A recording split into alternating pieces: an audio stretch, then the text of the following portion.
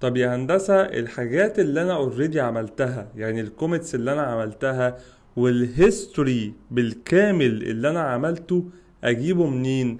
لو كتبت جيت لوج بالشكل ده، شوف بقى الجمال والعظمة لما تبقى شغال بالفيرجن كنترول.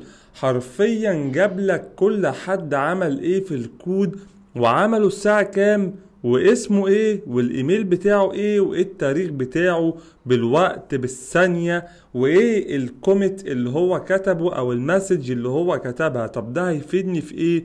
لو انا في تيم فيه 5 6 7 ومحتاج مثلا اعرف مين اللي عمل الجزئية دي في الكود، مثلا الحتة دي فيها مشكلة معينة او بج معينة، انا محتاج ارجع للهيستوري الخاص بالجزء ده. فانا باستخدام الجيت لوج اقدر اجيب كل حاجة، الاوذر والديت والتشينج او المسج اللي احنا كنا كاتبينها، مثلا تشينج فايل 1 او انت بروجكت ده اللي احنا عملناه.